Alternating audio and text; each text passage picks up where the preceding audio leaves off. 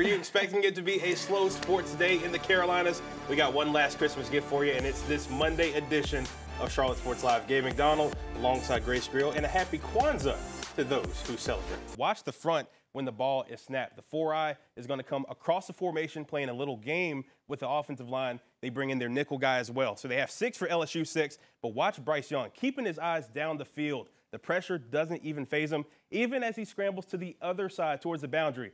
Still keeps his eyes downfield, makes a spectacular throw. The coverage breaks down. Easy pitch and catch for the touchdown. Got the match and fits going on, so you know it's about to be a fun night. We're buzzing all around the QC for all things Hornets. Plus, it was do or die for Wake Forest baseball out in Omaha against LSU. But tonight, all about the Hornets with that second overall pick. And CSL has team coverage like no one else in the Carolinas. 400 laps divided into the 4 stages for a total of 600 miles. So look for about 12 to 13 pit stops, a few more pit stops than a normal race. And the fuel window set anywhere between 61 to 65 laps. Let's focus strictly on how the top 4 QBs graded out in college. On my right, the #1 prospect, according to Pro Football Focus, that being Bryce Young. Now, his grade of 92.2 in 2021 was the best in the college ranks. He won the Heisman that year, so it makes sense. Like the great poet Drake once said, it's a new season, and we still breathing it. It's playoff time, and this Mallet Creek football team looking to get some big rings here in a few weeks. The quest for a state championship starts tonight as they take on Ardrey Kell in the first round of the playoffs. He jump-started the franchise back into the win column, and that gained Cam NFL accolades that some other first-round QB picks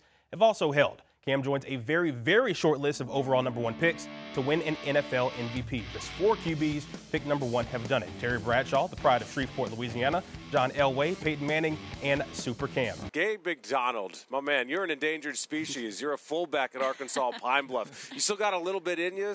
We could use some help at the running back position today.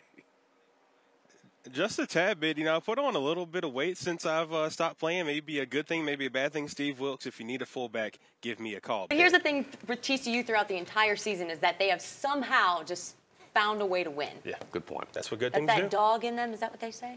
The frog in them. The frog.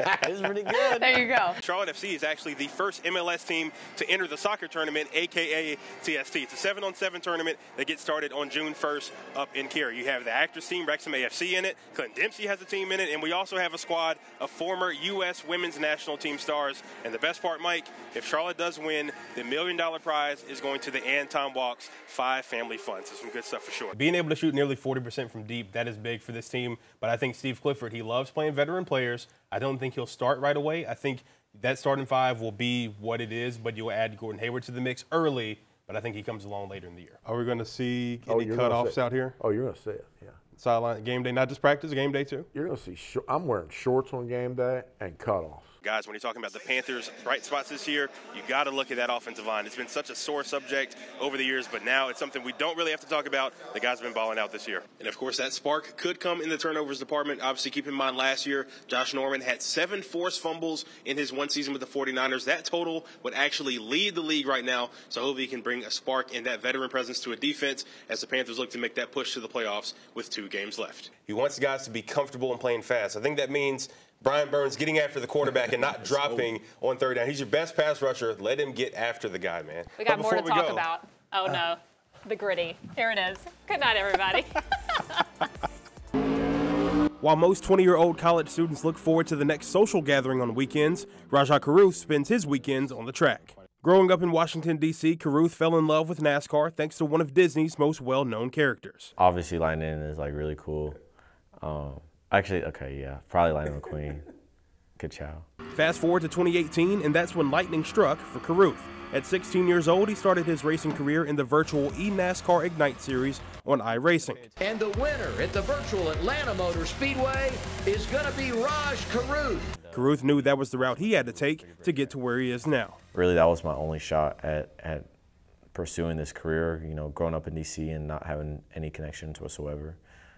So I poured in a lot of, I put all my eggs in that basket, basically, and fortunately it worked out. Caruth would climb the ranks of NASCAR's Drive for Diversity program before making his debut in the Xfinity and Truck Series in 2022. All of this while being a full-time student at Winston-Salem State. It's a challenge that he knows will be well worth it in the long run. It's not easy at all, but there's nothing else I'd rather be doing just to give myself more options for once I'm done driving, which is hopefully a long time from now. Winston-Salem was always the #1 for me just because they had the motorsports management program, but also being in North Carolina and obviously being at HBCU. So it was a perfect storm, basically. As he embarks on his first full-time season racing in the Truck Series, Carruth is representing a legend in the 24 truck for GMS Racing. The Wendell Scott Foundation is sponsoring Carruth for part of the season, something he's extremely grateful for. No family or group of people that I'd rather be responsible for performing for on the racetrack, and I'm really thankful for this chance, and it means a lot to me, especially with the things his family has accomplished in the sport, and I can't wait to add to that legacy. And Carruth is certainly well on his way to doing so. As one of 5 African-American drivers currently competing in NASCAR, he's an inspiration to the next generation. He has some sound advice for those kids who may one day follow in his footsteps. If it's what you want to do, you'll do whatever it takes, whether it's late nights, early mornings, and those following each other, or even the things you don't want to do. No task is too tedious, and no work is too annoying. So you got to do whatever it takes.